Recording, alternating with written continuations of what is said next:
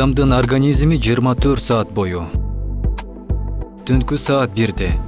Өзгөчө ушул убакта адам таттуу уйкуда уктап жатса дагы организм ар кандай ооруларга сезимтал болот. Болор болбос табышка дагы ойгонушу мүмкүн.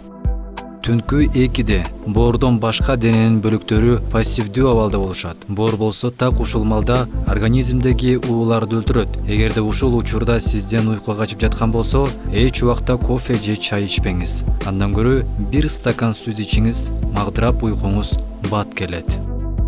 Түнкү 3-тө дене толугу менен жайыштеп баштайт. Бул учурда адамдын канынын басымы эң төмөнкү этапта болот. Дем алуу менен кан тамырлар аябай эле жайыштейт. Түнкү 4-тө кулактын угуусу жакшы иштеп, кичинекей добуш угулса дагы адам уйкудан дароо ойгонот. Мээнин кан тамырлары эс алууда болот. Статистика боюнча оорулуулардын көбү дал ушул сааттарда көз жумушат экен. Таңкы 5-те бөйрөктөр бир калапта иштеп, ушул маалда тургандар бир күн бою сергек жүрө алышат. Адамдардын көпчүлүгү таңкы 5-те такыр түш көрүшпөйт. Таңкы 6-да кан басым көтөрүлүп, жүрөктүн кагышы ылдамдайт. Эгерде адам өзү уктагысы келип жатса, анда анын денеси ойгонуп алат. 7-де организм вирустар менен бактериялардан тазаланат. 8-де дене эс алып, боор ар кандай уулуу заттардан бошоп калат.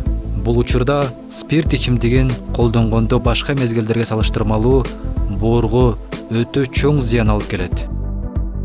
9-да адам психикалык жактан активдүү болуп, ооруну көп сезбей калат. Жүрөк ушул мүнөттөрдө жакшы иштейт. 10-до адам саат 10-дон баштап түшкө чейин кандай оор жумуш болсо дагы аткара алат. Себеби организм күчтөнүп баштайт. Достор менен жөнүжө кушакташып же уктап убакытты текке кетирүү туура эмес. Анткени организм мындан башка убактарда мынчалык күчтүү боло албайт. 11-де жүрөктүн согушу жайлап бир калыпка түшө баштайт. Оор жумушту аткарууда баарынан дагы булчуңдарга, мээге көп күч келет. 12-де курсакты катуу тойгузуп алган болбойт. Себеби бул маалда бардык организм кыймылда болуп, ашказанга катуу күч келет. 1-де боор эс алууга чыгып, кандын айланышы күчөйт. Канчалык аракет кылсаңыз дагы организм эс алууну каалап, сиздин эркиңизди жеңет.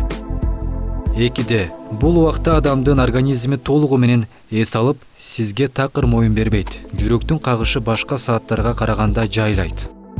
3-тө болгон органдар ойгонуп, тамакка болгон табит пайда болот. Гурмандар ушул саатта тамактанууну башташат экен. Себеби кандай тамак жебеңиз ашказан жакшы сиңирип, семирүүгө алып келбейт. 4-тө кандагы канттын деңгээли көбөйөт. Бул саатта таттуу азыктарды жебей эле койгонуңуз оң. Ансызда канттын курамы көбөйүп турганда, таттуу азык жесеңиз кант диабетине чалдыгышыңыз мүмкүн. 5-те энергияңыз ашып ташпаса дагы организм кара жумушка жарактуу. Ошондуктан спортчулардын дагы саат 5-тен 6-га чейин машыккандары туура. 6-да эч кандай жумуш жасабай эле организм кыймылда болууну каалайт. Психикалык активдүүлүк ушул мүнөттөрдөн баштап пассивдүү боло баштайт. Кечки 7-де кандын басымы көтөрүлүп, адамдын психологиясы туруктуу абалда болгону менен нерви иштеп, сөзгө көтөрүмү жок болот. Мындай учурда болор болбос жерден уруш чыгарышы мүмкүн. Баш оорулары барлар үчүн кыйын болот. Кечки 8-де 8-дерде бардык нерсе кыймылда болот. Өзгөчө айдоочулар үчүн эң сонун мезгил. Адамдын организми ылдамдыкты эңсеп калат. Кечки 9-да адамдын психикалык абалы жайына келет.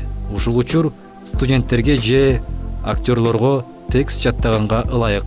Күндүз жасап жетишпей калган иштерди бүтүрүүгө мүмкүнчүлүк түзүлөт.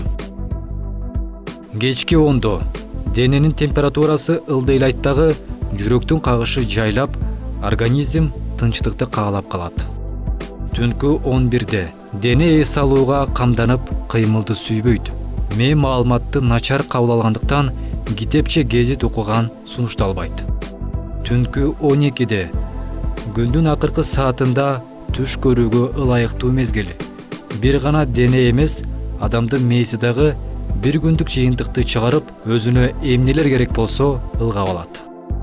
урматтуу көрүүчү, эгер маалымат жаккан болсо лайк басып башкаларга дагы бөлүшүп койгонду унутпаңыз жана өз оюңузду комментарийге калтыра кетиңиз.